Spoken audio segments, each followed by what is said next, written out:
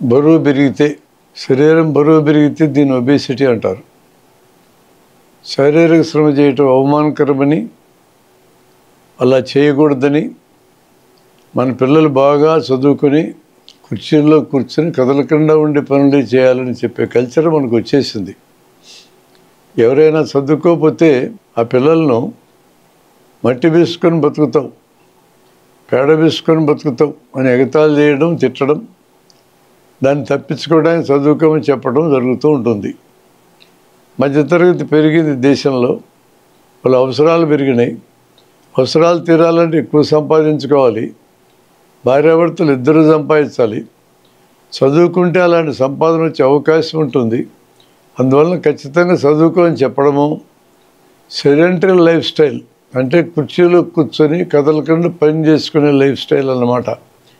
ఈ స్టైల్ రావడం, ఈ కారణంగా శరీరానికి పని బాగా తగ్గిపోవడం వచ్చేసాయి. దీంతోపాటు టీవీలు ఆన్ చేయాలంటే రిమోట్లు వచ్చాయి, కదిలే పనే లేదు. ఇక బొడ్డు చుట్టూ కొవ్వు పేరుకోవడం మొదలైంది. ఇది చాలా ప్రమాదకరమైన లక్షణం. గత 30 ఏళ్ళగా మన దేశంలో ఈ లక్షణం బాగా పెరిగింది. పై లక్షణాలు కలుగజేసే జీన్ కూడా వంశపారంపర్యంగా అందజేయబట్టడం జరుగుతూ ఉంది. అది ఒక మ్యుటేషన్ అన్నమాట. బొడ్డు చుట్టూ కొవ్వు పేరుకుంటే పొట్ట లోపల పేగుల చుట్టూ కూడా కొవ్వు పేరుకుంటుంది కదా, గుండె చుట్టూ పేరుకుంటుంది, రక్తనాళాల పైన పేరుకుంటుంది, రక్తనాళాల లోపల పేరుకుంటుంది. దాంతో వచ్చే సమస్యలు కూడా చాలానే ఉంటాయి. ఇలా కొవ్వు పేరుకోకుండా ఉండాలంటే శారీరక వ్యాయామం తప్పనిసరి. శరీరం యొక్క ఎత్తుకు బరువుకి సమతుల్యం లేకుండా బరువు పెరిగితే మొదట్లో దాన్ని ఓవర్ వెయిట్ అంటారు, ఇంకా పెరిగితే ఒబేసిటీ లేదా ఊబకాయం అంటారు. ఇలా ఊబకాయం రాకుండా ఉండడానికి మార్గాలు ఏంటి, వస్తే తగ్గడానికి సూచనలు ఏంటి, బిఎంఐ బాడీ మాస్ ఇండెక్స్ అంటే ఏంటి, ఎలా లెక్కేయాలి, మనిషి ఎంత బరువు ఉండాలి, ఎత్తుని మీటర్లలో లెక్కేసుకోవాలి. ఉదాహరణకు 5 అడుగుల 8 అంగుళాలు ఉంటే 1 అడుగు అంటే 12 ఇంచులు, 1 ఇంచుకి 2.5 సెంటీమీటర్లు, 60 ఇంచులు ప్లస్ 8 68 ఇంచులు అన్నమాట. దాన్ని 2.5 సెంటీమీటర్లు ఎత్తవేస్తే 170 సెంటీమీటర్లు అవుతుంది. దాన్ని మీటర్లోకి మారిస్తే 1.7 మీటర్లు. 1.7 ఇంటూ 1.7 ఇంటూ 22.5 ఇది ఒక ఫ్యాక్టర్ అన్నమాట. 65 కిలోలు వస్తుంది. ఇది కనీసం ఉండాల్సిన బరువు. 1.7 ఇంటూ 1.7 ఇంటూ 25 కిలోలు అంటే 72 కిలోలు అవుతుంది. ఇది గరిష్టం ఉండాలి. కనిష్టంగా 65, గరిష్టంగా 75 కిలోల మధ్య ఉండాలి. శరీరం యొక్క బరువు అదుపులో ఉండాలి. అలా ఉండాలంటే రోజుకు 1 గంట అయినా క్రమం తప్పకుండా వ్యాయామం చేయాలి. ఆసనాలు వేస్తే వ్యాయామమే కదా అంటారు. ఆసనం తర్వాత ఆసనం వేసుకుంటూ పోతే వ్యాయామమే, కానీ ఒకే ఆసనం, ఉదాహరణకి పద్మాసనం లాంటిది వేసుకొని 1 గంట కూర్చుంటే అది ఎక్సర్సైజ్ విలువ ఉండదు. అందువల్ల ఒకే ఆసనాన్ని ఎక్కువసేపు వేయడం అనేది వ్యాయామం కింద రాదు. 1 నిమిషం ఆసనం వేసి ఇంకొక నిమిషం వేరే ఆసనం, అలా కండరాలు సాగదీయటము మొడగదీయటం జరిగితే దాని వ్యాయామం విలువ వస్తుంది. ఆహారంలో పిండి పదార్థాలు తగ్గించాలి. రైస్ తగ్గాలి, చక్కెర తగ్గాలి, ఉప్పు తగ్గాలి. ఈ ఒబేసిటీ వలన రక్తపోటు వస్తుంది. అది తగ్గడానికి ఉప్పు తగ్గించాలి, నూనెలు తగ్గించాలి. తినే ఆహారంలో ఫైబర్, పీచు పదార్థం ఎక్కువగా ఉండాలి. ఆకుకూరలు, కాయగూరలు ఎక్కువగా తినాలి. ఎక్కువ నీళ్లు తాగాలి. శరీరంలో నీళ్లు తగ్గకూడదు. తక్కువ ఆహారం తీసుకోవాలనుకుంటే న్యూట్రిషనిస్టులు ఏం చెప్తారంటే ఆహారం తూకం వేసుకొని మరీ తినమని చెప్తారు. చిన్న ప్లేట్ వాడండి, పెద్ద ప్లేట్ వాడితే ప్లేట్ నిండా పెట్టుకోవాలనిపిస్తుంది. చిన్న ప్లేట్లో కొద్దిగా ఆహారం పెట్టుకోవచ్చు, ఆకలి తిరిగిపోతే ఇంకొంచెం పెట్టుకోవచ్చు. ఇది న్యూట్రిషనిస్టుల సలహా. లిమిట్ లేకుండా ఆహారం పెట్టే హోటల్కి వెళ్ళొద్దు.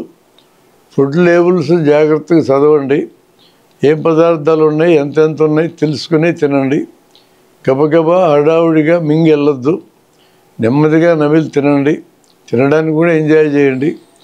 తినగానే తిండి ఎంత వేగంగా గ్లూకోజ్గా మారి రక్తంలో కలుస్తుందనే దాన్ని బట్టి ఆయా పదార్థాలకి గ్లైసెమిక్ ఇండెక్స్ అనే పేరు ఇస్తారు. ఎక్కువ ఇండెక్స్ ఉంటే ఆహారాలు తగ్గించి నెమ్మదిగా రక్తంలో కలిసే ఆహారాలు తీసుకోవాలి. స్ట్రెస్ను కంట్రోల్ చేసుకోవాలి. స్ట్రెస్ ఎక్కువగా ఉంటే ఆహారం ఎక్కువగా తింటారు. డిప్రెషన్లు కూడా ఎక్కువగా తింటారు. బ్లడ్ షుగర్ లెవెల్స్ అప్పుడప్పుడు చూసుకోవాలి. బ్లడ్ షుగర్ లెవెల్స్ పెరగడం మొదట్లో తాత్కాలికంగా ఉంటాయి, ఒకసారి పెరగడం మరోసారి తగ్గడం అన్నమాట. దీన్ని లెబైల్ స్టేజ్ అని పిలుస్తారు. కొంతకాలం అయ్యాక లెబైల్ స్టేజ్ అనేది పోయి స్టేబుల్ స్టేజ్ వస్తుంది. అలాగే పెరిగే ఉంటాయి. లెబైల్ స్టేజ్లో ఉన్నప్పుడు ఇప్పుడు మాట్లాడుకున్న లైఫ్ స్టైల్ మాడిఫికేషన్స్ చేసుకుంటే, అంటే జీవన శైలి మార్పులు అన్నమాట, అది ఆ దశలోనే కంట్రోల్ అయ్యే అవకాశం కూడా ఉంటుంది. బ్లడ్ షుగర్లో HbA1c అనే పరీక్ష ఏ సమయంలో చూసినా ఒకే రీడింగ్ వస్తుంది. రక్తంలో షుగర్ అయితే ఉదయం పూట తక్కువ, ఆహారంతో నాకు ఎక్కువగా ఉంటుంది. కానీ HbA1c అలా మారదు, ఎప్పుడు ఒకే లెవెల్ ఉంటుంది. కాబట్టి ఆ పరీక్ష చేయించుకొని చూడాలి. 5.6 కంటే లోపు ఉండాలి. అంతకంటే పెరిగి 5.6 నుంచి 6.6 మధ్య ఉంటే ప్రీ డయాబెటిక్ స్టేజ్ అంటారు. ఇంకా పెరిగితే షుగర్ వచ్చిన స్టేజ్ లేదా మధుమేహం రోగం వచ్చిందని అంటాం. సరిపడినంత నిద్రపోవాలి. మెగ్నీషియం, క్రోమియం, కాల్షియం లాంటి ఆహారాలు ఉండేవి ఎక్కువ తీసుకోండి. చిరుధాన్యాలు ఇవన్నీ దొరుకుతాయి.